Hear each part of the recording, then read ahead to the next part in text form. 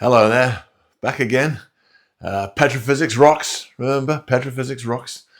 Here we are proceeding with our series on Petrophysics for Dummies. This next section is about pressure. So we looked at fluids last time. How do we determine what fluids we've got, water or oil? Another way we can do it is basically looking at the reservoir pressure. And the pressure can tell us all sorts of things about the fluids that we're under. So this guy here is obviously under a lot of pressure with a great weight of water upon him. So once you've got all that weight above you, that exerts a pressure, and you can measure that pressure. And then obviously if the pressure changes or something else happens, then the pressure is released, and there's just air above him now, gas above him, so that's a lot lower pressure. So, and obviously oil is somewhere in between. So if this was a big balloon of water, big balloon of oil, you'd be able to tell from the pressure it exerts what the fluid type is. I've kind of run out of, my wife wouldn't let me do this sort of thing in here, so I've just had to resort to electronical means now.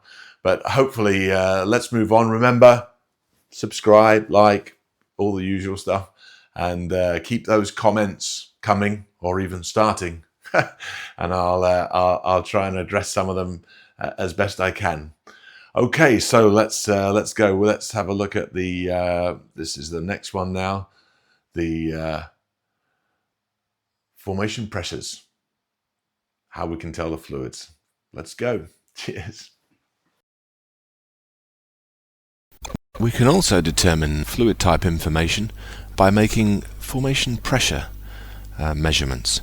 Now here we put a tool downhole that is in effect a pump that we attach to the side of the borehole wall, and we suck a little bit of the fluid into the tool, and we measure the pressure that fluid is under, the pressure that it exerts on the tool, and it gives us a little bit of information about the permeability, the mobility, how easy that rock is to transmit fluid, and it also tells us, as I say, the pressure at each point. So obviously the pressure is dependent upon the type of fluid above you, if you like, how much fluid is weighing down on you. So if you have a gas above you, there's obviously not much pressure. If you have oil above you, there's a little bit more pressure. If you have water above you, which is heavier, you get even more pressure. So we take a measurement of pressure down the wellbore and see how the pressure changes through the wellbore, and from that we can infer various fluid attributes.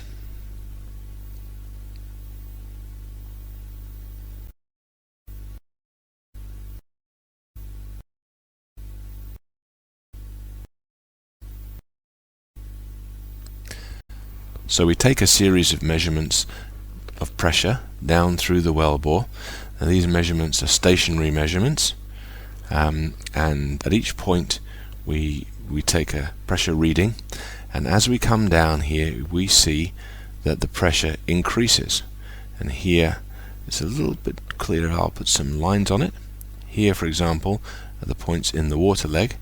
So as we come down through here, the pressure increases quite quickly, because the water is the heaviest, so we get quite a heavy, rapid increase in pressure with increasing depth. If we put the oil gradient on here, the pressure points measured in the oil leg, you can see that the pressure doesn't quite increase as quickly as the water leg, and similarly the gas pressure here. As we come down through the wellbore, the pressure doesn't increase as quickly.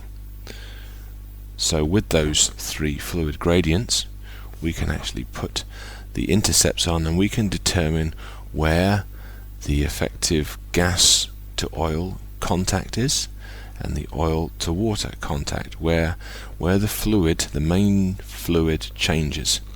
And the density of the fluid between the two is what controls the pressure differentials, the pressure increase with depth. From a formation pressure tool, we can determine where the fluid contacts are in our reservoir.